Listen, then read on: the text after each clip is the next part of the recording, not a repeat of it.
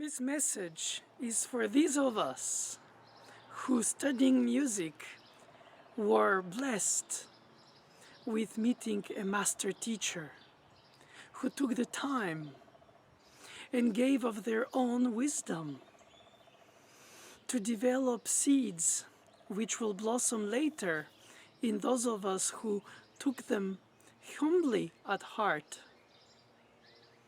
It is difficult to acknowledge exactly what we receive in the process of a pedagogical transmission, because during the time it is transmitted, the person who receives it does not have the capacity in real time to acknowledge exactly what's happening in terms of the long-term influence that is embedded and that will grow not as a copy or a clone of the master teacher's ideology of music, if we can put it this way, rather philosophy, rather humanity, rather experience, rather humility in turn in front of the music itself, serving it by not explaining it or daring to appear to be able to, but hinting capacities to connect to what makes it so meaningful or beautiful or mysteriously touching. And the factual is very important analytically. And the emotional or the human connection to what emanates from the musical element, which touches us humanly, beyond all knowledge of style and genre and, of course, all these things which build the understanding capacity. There is such a marvelous moment where the music is a language that appears mysterious, like somebody telling you something at a tone of voice in a language you don't understand. And the tone of the voice, your curiosity, but it has to be on both sides of the receptor and of the transmitter. The tone of voice intrigues you perhaps, or puzzles you. Or you could also, if the receiver doesn't capture the waves of the transmitter intuitively, call it talent, call it intuition, exactly, that's the word, or spontaneity in the reaction of the music without to be towards the music, without to be afraid to be wrong or worse because of self-esteem, dumb, stupid. How can I tell to a great master teacher, oh, I love that section, but I don't know why, but I just love it so much. And even if that is genuinely incredibly essential for the way you will be yourself, becoming the vibrant membrane transmission of the music itself, because at the core of it, it's because it's beautiful, then you can find better words, meaningful words, more explaining the details of the effect that this music does on you, through whom this music touches others. Because if not, it at the core remains written signs on paper. So you decode it in a way, you decipher it literally like a ciphered gram and or text, and so that it comes back to life. Perhaps not its intended, or you guess, you wish, you hope, you study, you learn, you imagine about all what authenticity is, about how it was supposed to be heard then, when it was composed and how it was supposed to be played then when it was composed, as if there was a single way anyway. But there were styles and genres, and you can learn through the instruments, through the treatises, and you become so knowledgeable. And nevertheless, at the bottom of it, once you've gone through the full circle of the very doctoral knowledge of the specific niche of a time period, geographically in time and stylistically and sociologically, and the history of music and the history of humanity around that area, and the other art forms, and the understanding of the way people were thinking about the world when it was composed, the philosophy of the very creation, and the understanding of the scriptures, and how people were relating in different levels of society to this quest of finitude, and how this music, if it was sacred or if it was profane, was answering or reacting, rebouncing or provoking these thoughts, and how the composers were humans with their own doubts, with their own inspirations, with their own false ideologies or right ideologies according to the point of view of where you place yourself. In other words, yes, you can become, and that is what is the essence of knowledge, is curiosity leads you to the humanity of those whom you study. And you try to understand in their context, ecosystem, how they perceived nature, how they perceived finitude, how they perceived elevation of spirit versus decay of body, how they translated this in musical terms through either sacred texts or music without words, and how this became an enchantment for people who found through the music a way to escapism, but literally escapism from their own angsts and worries of the day, their own fears, their own, I don't speak about only, but also physical, medical, and even understanding of the cosmos fears when eclipse of the sun or the moon was something that they all thought it was the end of the world every time. I mean, all kinds of thoughts come to mind, obviously, to me as you hear it. But if I can sum it, I would say that music, like poetry perhaps, because they both use elements of the nature, but they combine them in a way that they bring us solace. A sunset, a sunrise, autumn leaf, snowfall, a mountaintop with sunrise, light on the snow tip. Through the eyes, we see the nature, and naturally we understand it more and more through science. And we understand photosynthesis and all these elements that combine to create, with light and water, such an incredible ecosystem. And well, way more than only light and water, obviously. But when we have a teacher who teaches us a piece of music, they can teach us the facts.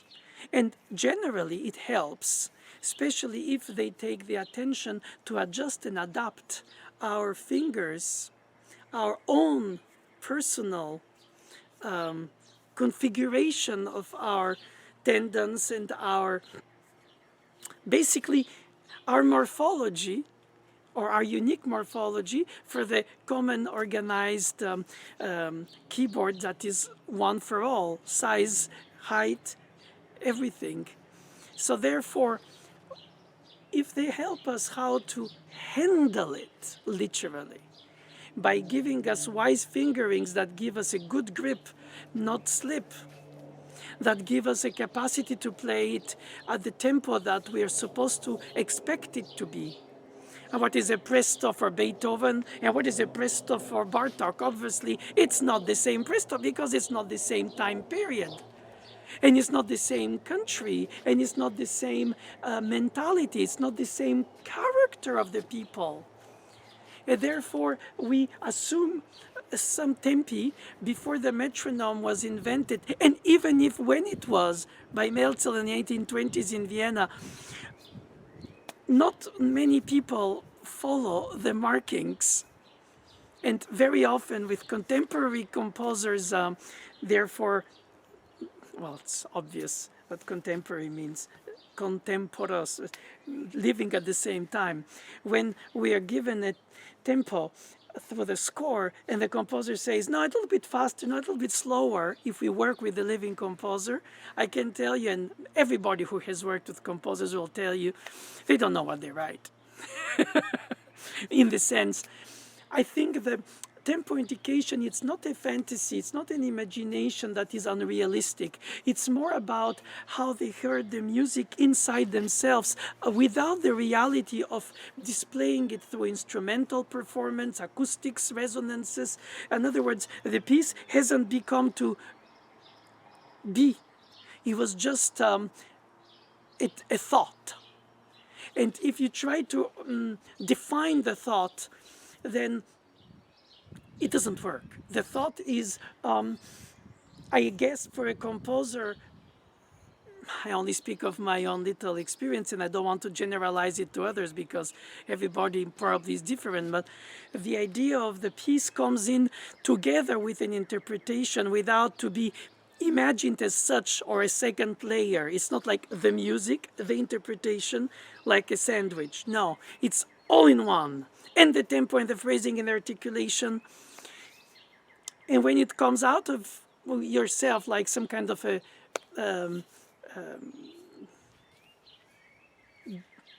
I was going to say, I was thinking of so many images come to mind to compare it to lava. Exactly. It erupts out of your inner world, inner side, inner, call it soul, call it imagination, call it inspiration, because it is partly all that. And I lift my eyes up searching for the word and I can't find it. Like when you search for imagination, inspiration, you get perspiration too, but that is because we are human. And somehow what comes out of us is an elevation of the spirit. And the transmission of the music that is composed by a teacher, a master teacher, to a student, in a way it's a little piece of this incredible mystery of the universe that comes through the body of a soul, thoughts, mind, sensitivity, culture of the being who composes it. But then it's transmitted many years later by a master teacher to a student. And imagine how this chain of transmission, it's just so fragile and so strong, it's so vulnerable and so eternal connection of one projection of what it meant to the master teacher that connects to what it becomes to mean for the student, who in turn returns it into something that is meaningful for them, not only as an echo of their teacher, but their own essence, which then they give forward to the next student. And it creates a chain. And it's marvelous because you can trace it and you say, oh, this is the tradition of this through Lechititsky, and this is the tradition of this through Cortot, and this is the tradition of this through Chebork, and this is tradition this through Boulanger, and this is Fauré, and then you have the tradition of Franck that goes through Vidor, and so you can make those genealogies of traditions, of transmissions, but the point of the story is not so much, I think, who, when, and how, but why. Why does it matter so much to a young student to struggle to play well a piece? Why? Because it calls it in him, her, them. It calls for getting more in depth, as if there is not a secret or a mystery to be unraveled, because a lot of the facts are on the score anyway.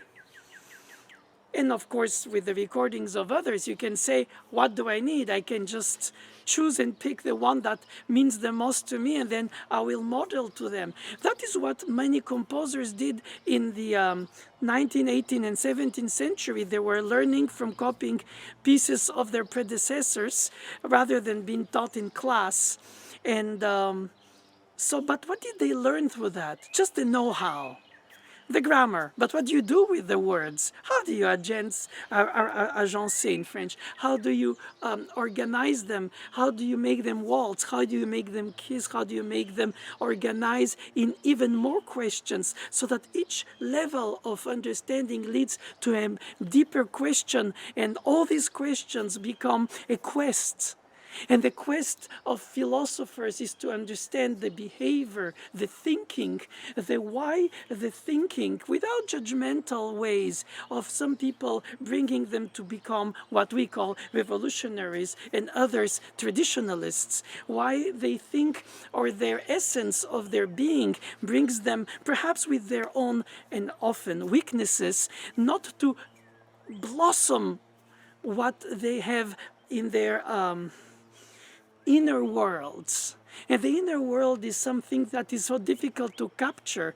Is it a daydream, escapism, fanatized ideology, escapism again? But I would say even exclusion of all other ideas because of the one that you pursue.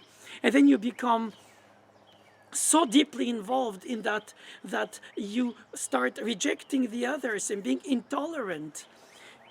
Many teachers say, it's not supposed to be played like this, I'll teach you the right way. The others don't understand it. They don't understand the style, they don't understand the taste, the good taste, my good taste, obviously, one's good taste. And so the student can be puzzled, but hooked by the charisma of the teacher. And sometimes the teacher can be telling things that can make so much sense, even if they're perhaps just imaginations and nothing factual that can be connected to the score. You can also be analyzing it as a scholar, as a musicologist, and come to compare the minute details of how do you do this or that in terms of notation, and then how do you play that notation? How do you play that grace note? How do you play that trill? How do you play this phrasing? And how you're supposed to display it with a quarter beat or half beat? And when you go to these incredible details, you can get lost in them. And so when you have a charismatic teacher who just gives you the answers and says, just do like me, or do like I think, because that's supposed to be this way. Of course, when you're a young student, you need clear, disciplined, organized thoughts and system of practicing and learning by accepting, by absorbing, by filtering. By filtering, what do you filter? You filter all these things that are told to you and that you try to match with your inner little flame. It might be very, very fragile, very vulnerable, but it is yours. Why, in the first place, you get involved in this is because of this flame. You can call it talent, you can call it drive, you can call it passion, you can call it many things, but regardless what it is, it's irrational. It's not something that makes sense, it's something you can put in a box, it's not something you can touch, not even feel. You can only perceive through your sensitivity and your intellect. I think the combination of the two is very essential, because only the one or only the other usually mislead you. And of course, it has to be coated in humility, true, genuine humility, not faked, not learned, not attempting to say, oh, you know, I'm humble, but in fact, I think I understand better than everybody the piece. That is wrong. Of course it is. Even those who think it know it is wrong. But posturing is part of helping their low self-esteem to get themselves masks, to give themselves through the masks a certain puffed up esteem. It's all about not feeling or not showing weakness. Therefore, especially if you're a teacher, you have to dispense facts that are knowledge, knowledge that are convictions, convictions that are traditions, tradition through convictions and knowledge, and then you organize a pyramid of as I said, metaphoric, but not only, but it is knowledge that you dispense to your students so that they can be at best, for some, the clones, the transmitters, the believers, the trusted devotees of your ideology about the tempo in Beethoven sonata, every detail until the construction of the sonata itself, in terms of the dynamics and what is the meaning of sforzando. So they decode for you, they decode literally for you all the indications with factual, organized, decided, pre-organized ways of doing it. So there is no room for discussion.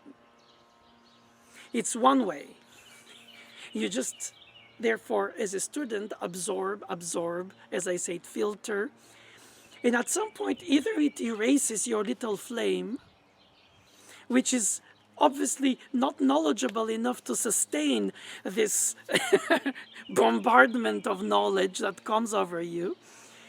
And regardless, but if you have character, personality, curiosity as a human being, as a student, you might not have the knowledge of the teacher, but you have also your intuitive ways of understanding that either you don't understand, either that there is so much more to understand. And where do you place yourself in this intellectual situation?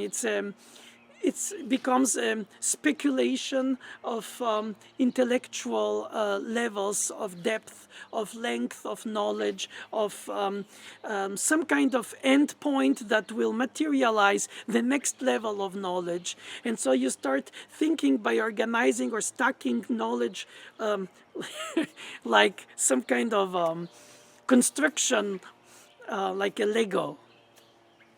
And then you think at the time, by the time I become knowledgeable enough, then I will know how to do all this, and therefore I'll know how to teach it, conduct it, write about it, philosophize about it, books, articles, and conferences, and scholar knowledge. And the more I am specific about a specific time period for which most of the general music knowledge is not depth enough, the in-depth knowledgeable enough, then I will become very important and people will trust me because it's me and I am the scholar.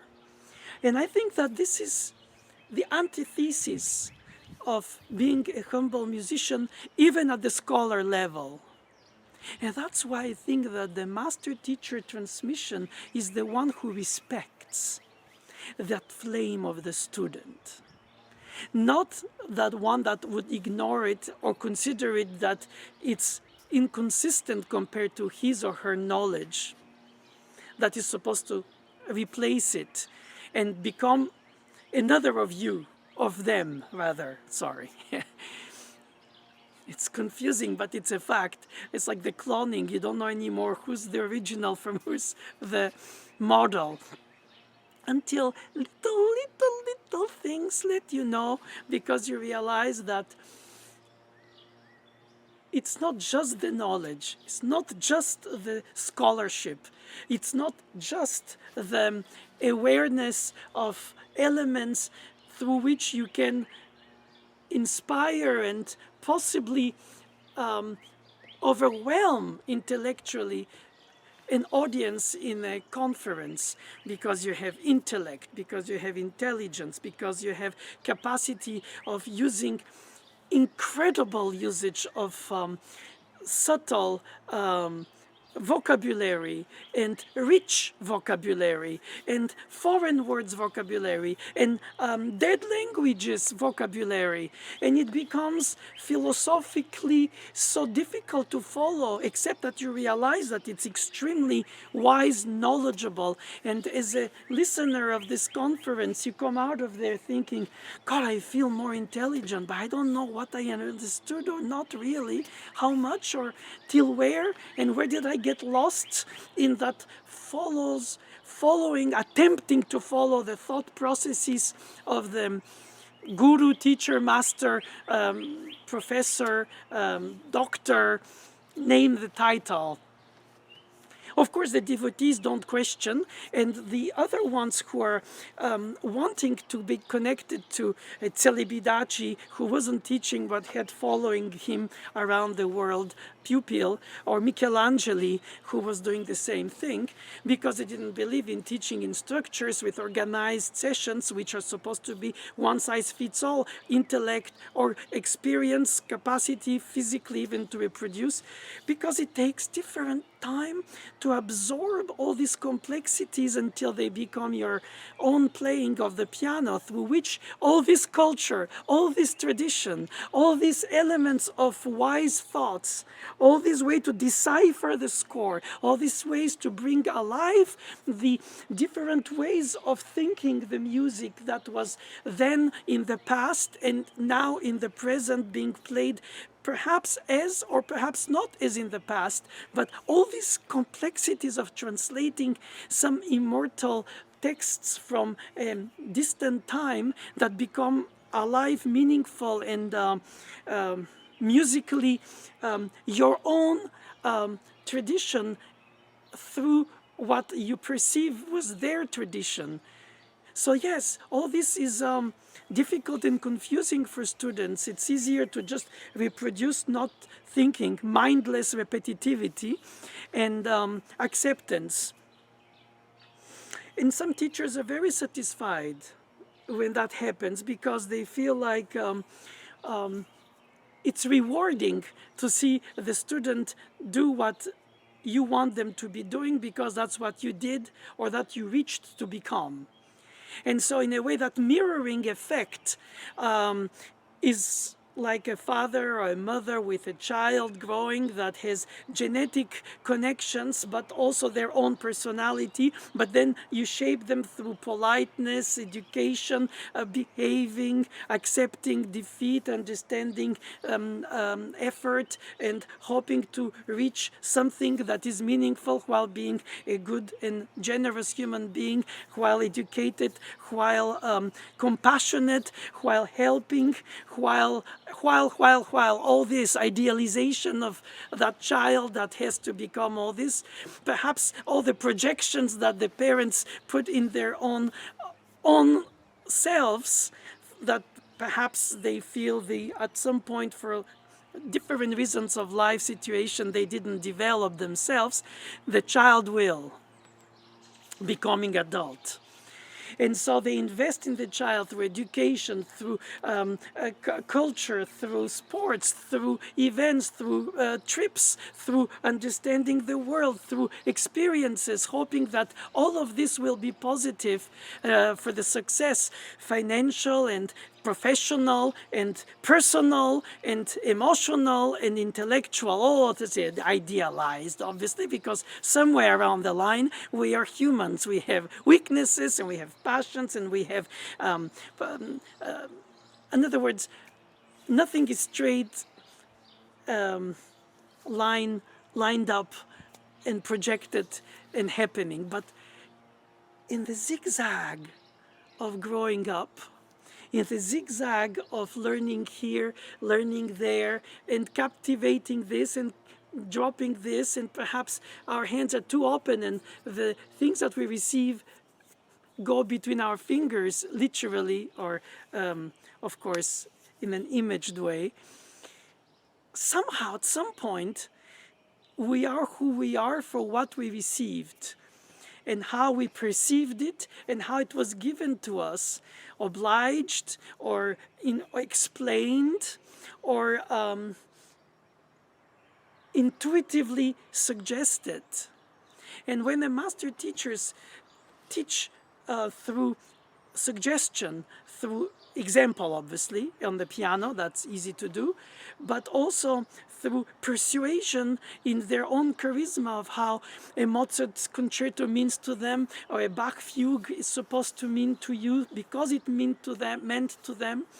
And then you enter in different genres, in different styles, time periods, and then you say, oh, I trust this teacher to teach me the right way of thinking the piece, even if I had this intuition that it might be differently, because I didn't feel it like andante in adagio and articulation of legato when I think it's all detached. Between editions, scholars, articles, you can learn more. But then ultimately, once you've learned, you have to play. If you play or compose. If you compose and you think. If you think and you organize, you display, you present, you record, you teach. It's all in the same phase. It is bringing alive concepts of thoughts that are in a way phonemes, resonant sounds, like you feel it so intensely but you cannot explain it, and you say, oh, I really want to play it like this because it means to me, or I love it like that, and you don't know how to say other than those words for lack of better, more specific words. And I find that when a teacher, a master teacher in my eyes, teaches you, they teach you how to teach yourself. They don't teach you how to think like them. And if that is the key to it, then you have to build your own lock in order to then forge your own key. And the teacher has to be patient to guide you towards this construction of your own key and your own lock, to unlock by yourself what you think are the mysteries of the pieces you will play, perform, teach in turn, and speak about, write about, or just conduct them, or just perhaps adjudicate performances of them. All kinds of directions. You can be organizing recordings of them, be director of a radio station programs, or to organize an online way to enlighten people about the knowledge of certain pieces that they are searching the answer to. No guru, no ideology, just a simple way of saying there's no hierarchy in front of the music.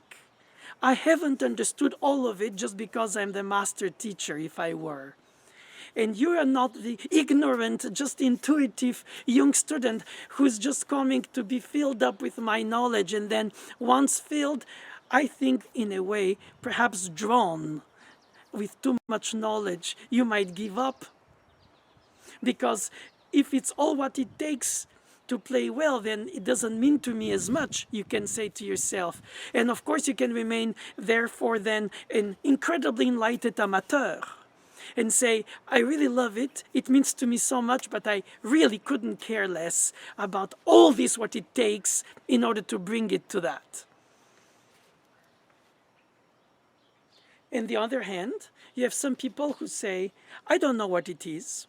I want to please people, parents as a child, and teachers as a older child or younger person than yourself, because you enter in a track of study, of learning, where you have competition, you have competitors, because it is a competitive field and people come from their own points of view and you come from your point of view, and then people progress at different points of their lives, is technically, musically, instrumentally, intellectually, humanly. The capacity to accept that progress is not linear and constant, and you hope it, but you cannot push it, and you have to fit into the music schools organized time lapses for each degree. And so then there is almost like a track of growing up, and everybody's arriving from 0 to 30 in age. I mean, not in speed like they do for cars. In a certain way that you're filled up with that knowledge, you're incredibly ready technically so that you can win a competition as a performer, and then you become either a composer if you do, or if not, you don't have to because it's not an obligation, but if you are, you can also. But if not, you're a performer of compositions, and therefore you either become a performing star that doesn't explain, that shouldn't explain, that doesn't need to explain, that doesn't need to put words into the things, into master class or conference or teaching privately or in group. In other words, it's only a teaching to themselves by themselves through their trade. The more they learn, the better they know. They want to learn every Scriabin sonata, every Beethoven sonata. They record the complete Szymanowski pieces. In other words, they encourage themselves, they stimulate themselves, and they become at that point extremely successive. Successive is one thing which came Freudian. Successful and successive, because it's always another successful person who succeeds to you. But it is a very interesting rat race with yourself. But it's a very to a certain point, has to be admitted, very narcissistic situation. People come to applaud you to concert halls, people buy your recordings, and people admire you, but you don't transmit to them the essence of what it means, except through your trade. And people could say, I can learn so much more from a Horowitz recording than 10 lessons with Naoumoff. Well, it's possible. I just put my name because it's me talking now, but it can be anybody else. And I could say the same thing about the fact that we need, in a way, something that inspires us, like, I don't know, idols of all times existed from ever, since ever. And idolize is a way to fantasize, elevate yourself, to imagine, oh, I could be a Hollywood star if that is an idol. Or I can be a sculptor if you were in ancient Greece. And I can be a philosopher and this and that. Okay, so you project yourself, and that is a very important part of humanity, to project yourself. Because if you don't project yourself, then you're constantly limited by yourself. So you want to go above and beyond what you have received genetically, intellectually, or culturally, in fact, by the cultivation. So there is the language, there is a time period, there is the way of thinking, the limitation of it, or the ideologies, the ideological way of limiting you. So you cannot be, and you could dream of it, but, you know, universally intellectually intelligent, understanding all the languages and their meanings, and all the myths, and all the humanity's search for meaning, for the famous finitude, why here now until when, and what is around us, and what is the infinite, and how do I understand where I place myself as a speck in the middle of something, so, or in the not middle, perhaps in the corner of something infinite. In other words, it's so mind-boggling that people, of course, either try to forget about it and say, hey, I'm here now, it's beautiful, let me have chance to enjoy it. Carpe diem. But beyond that which is healthy, it's also the necessity to think not directly about immortality, but thinking if I transmit my trade to the next trusted apprentice, then it will go further and the tradition will remain. Why is it so important that tradition remains? After all, everything will change. Today, computers, yesterday, not, tomorrow, who knows what, will shape the complete way of each or many next generations, completely rethinking the paradigm of many things that ourselves or our ancestors thought completely differently about. And that sense of time, the sense of dissonance and consonance in music, the sense of length and shortness of a piece, the form of music is, in fact, is also the reflection of the society in which you live. Why in the 18th century the Haydn sonata form has to be the sort of template for composers, but it was until they broke it from Beethoven already onwards in order to adapt it, adjust it, or just bring out the essence from being stifled in the form in which it was shaped, as Haydn was so good at doing both. But it takes discipline and self-control to fit so much in so little, and so organized well. So it can be admired specifically for that harmonious, melodic, harmonic, contrapuntal expression with pulse and rhythm, phrasing and resonance, pedaling and articulation, direction of line and breathing beyond the indication, with the three elements of the ornaments and the decorations, and how you grace the music, as they call them, graces, with them. So they embellish this, they embellish that, they let breathe this, and then you play it on an instrument that brings some of the resonances longer than they were. You don't have to restrike a note, or if you had to, then you would organize differently the speech, and the very persuasive eloquence of the element of speech is to persuade through the storytelling, even if it's through notes, not with words, obviously. All these elements of the music, the language of music, the texture of the language of the music, the embedded thought processes in the language of the music that you play, all this is, in a way, like in the black hole in the infinite of universe, it can reduce itself to the beyond noticeable. So the extremely infinite and the extremely smallest are, in a way, the alpha and omega of many things, the stretch and retract. And this culture, this understanding, this transmission, this reception of the knowledge, this retransmission in turn, this performance of the transmission, because after all, through your playing, you bring out all of this in a single note, a whole life experience in a single note. It sounds like a cliche to be said in words like that, but I deeply believe it, because behind and beyond the right interpretation according to this or that texts and books, and especially editions with editors who explain to you, it's you, the student, who try to make sense of these complexities.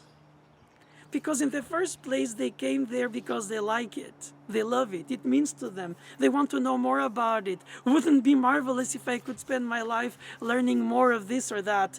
As an opera singer, as a harpsichordist, as a concert pianist, as a theory teacher, as a all these things where we serve the muse by, if not trying to explain it in the way we developed it through the thoughts and the intellects of generations and generations of musicians before us, misunderstood or misguessed, misread, or correctly translated in our own language of today, the master-teacher transmission to the student is the most important, because it is respectful of the student's own flame. It's respectful to the point to which they bring the student to become themselves, to the point to which they can even be against the opinions of the master-teacher, because they have a grounding up intellectual construction that brings them to be able to do so. And not in a jubilant way of competitive lack of respect and lack of hierarchy about the knowledgeable compared to the person who discovers it. No, it's, I think, more about being in a capacity to interact about the beauties of music with your own teacher, and the teacher realizes that you can therefore not only sustain the argumentation against the teacher, who can provocatively make you do so, so that they prove to themselves that they've reached the point where they nested in you the capacity to do your own opinion, unveiling, blossoming, exponential expansion of your understanding of what it is. And that doesn't have to be the reflection 100% of the one of the teacher from whom you received it. And this chain of transmission of knowledge is not ideology, is the thinking, the capacity to be a reflecting individual with your own capacity of projecting your thoughts that do or don't correspond to what you received from the teacher, but the teacher gave you the capacity to develop this contrary opinion, if it were to be. Not for the shape of the pleasure of it, but to shape your own way of understanding the same masterpiece and bring it forward to your own students. And of course, if you don't, you do it with your own playing only, and people admire you for it. You don't have to explain with words. When you teach, you do. When you play, you don't. And because it's unexplainable most of the time, because it's more subtle than subtle, a hint becomes an exaggeration. If you say, take a little bit slower, and somebody slows down, but it's too much. But how much is not too much? The pendulum swings from one way to the other until the only way you consider is the right way, the good taste way, the subtle innuendo that is not indicated even in the rhythmic indication of the notation, because it's under the 8th note and 16th note and 32nd. You know what it is? It is just living the piece, breathing the piece, considering how the sounds are organized, coming from silence and going to silence. If music is the art of interrupting the silence, the art of organizing the resonances of the sounds, mirroring in consonance or deforming the tension of dissonance into the consonants. Perhaps deforming is not the right word, but again, any word you will put will never be but the reflection of what the music itself is. So in fact, explaining music is adding another layer to the piece itself. And if the music doesn't need explanation for its transmission, then it's all intuitive, like we do when we listen to pop, folk, or earth-bound music, so to say, by the tradition of the generations down to who knows where in time.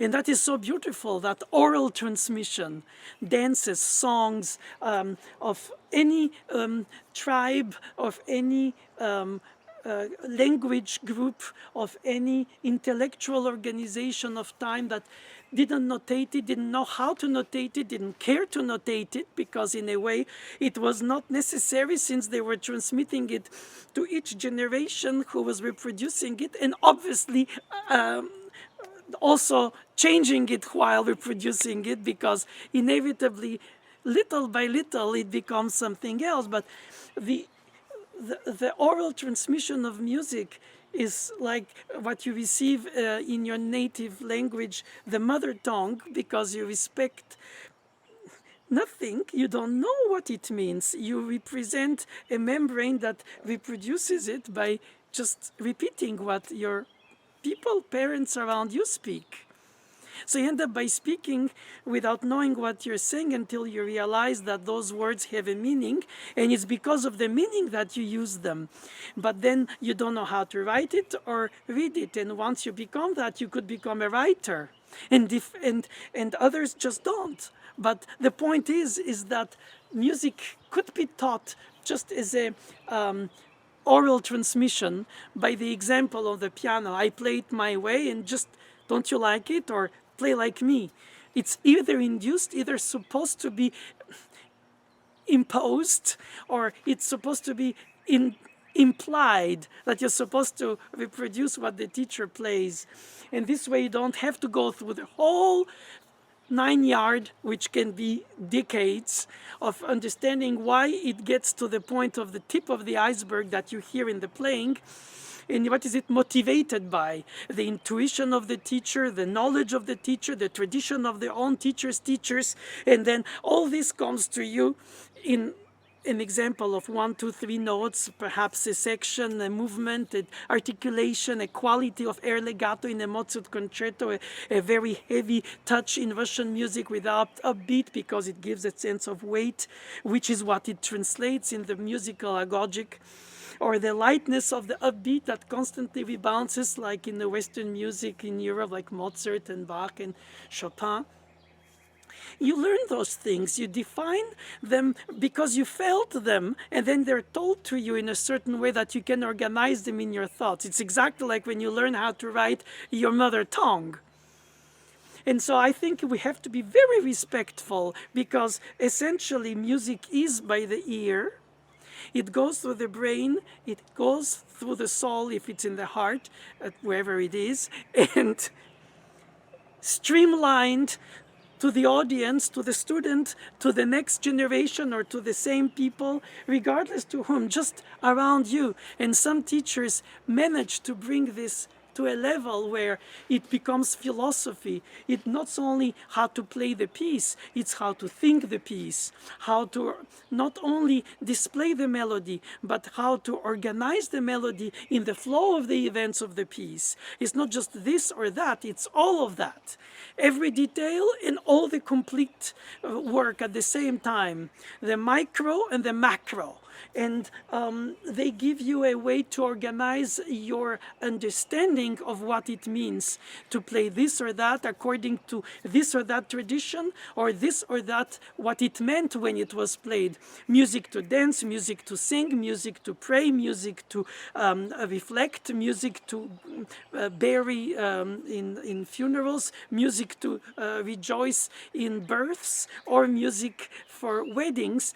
At any of the stages of the social organization of humans, the music was organized also to be the reflection or the elevation of the spirit, especially the sacred one, that helps to organize and understand and respect and receive the meaning of what the holy things are. And in fact, outside of that context, you have to also be able to translate it. You can say, okay, I'm going to play piece which was sung in some 18th, 17th, or 16th century motet, and I'm going to play it on the piano in a piano recital, when the socio-economic system and the cultural knowledge of it is completely disconnected from its own original time period and you feel like then something must be universal about it. Something must transcend only its utility of the time, that the sacred music of the 18th century can be played in a piano recital in the 21st century. What does it mean? Is that the music itself, the essence, the element that is in a mass or in a dance or in an aria, in an opera, a ballet, or a film music or a computer music, or for a game or for a commercial, or it's a language that transmits elements of emotion, intellect, and organization of your universe, your world, your inner world, not only the outer world. And of course, some of the music entice you to understand things about psychological manipulation, how you feel like a diminished seventh is a tension, and you feel like in a film something is going to happen that is scary and spooky, because the music psychologically indicates it to you, besides what the images do, of course. And so, in a way, then the music is not only a language of a storytelling, but also it's a book of psychological expression and a repertoire of so many psychological expressions that were used either through an opera in Mozart or through a ballet in Tchaikovsky or through and many others. In a quartet in Haydn that organizes the society in a way that all the parts are equal, the polyphony in a Bach fugue, the motets of the early Renaissance, and all the kind of intellectual production that the cultivated or the cultured humanity brought us to have as an inheritance today in the 21st century. More than any centuries of before, we have access to the music of the past, of the far more distant past than any of the great composers whom we play had opportunity to know themselves. I can imagine that in a way, overwhelming knowledge of the complexities and multitudes of the musical styles, genres, and expressions through written or oral tradition worldwide for centuries can be so overwhelming to study that your own intuitive you can call it creativity as a performer, or creativity as a composer, as a transcriber, as a transmitter of any type of organization of sounds, improviser, or paraphrasing a piece, taking a tune and making it differently. In other words, you're the vector today of so many centuries of experiences with music as a language, as a medium between people, as a thirst, as a necessity, as a yearning. Yes, the yearning for humans to elevate themselves beyond their own finitude's obligation of how things are. And I find that it's not a direct search for immortality, because that would be extremely impossible for each human being, or if it is, it has to be really hidden because it would become unlivable. But it's an intuitive awareness of this. Not just reproduction of species, but transition and reproduction and development of the thoughts. And that's where the master teacher shapes the student to become their own rather than the image of themselves. And once this is understood, then I think exponentially expansion happens, because the world needs always and always will need people who will rethink the status quo, who will be bold and humble, intelligent and modest, because ultimately they hint paths ahead to others who will make of these horrible or marvelous things, but nevertheless there will be, and there is, a continuity through the generations through the transmission. I personally thank my master teacher, Mademoiselle Boulanger. That's at my level. And I personally thank my few disciples who, by their own intuition and their own greatness, will develop and do already the elements, the grains that I transmitted them from what I received through who I became. Not much, but in the process, what a jubilation, what a humbling jubilation to see your student play better than you. Isn't that marvelous?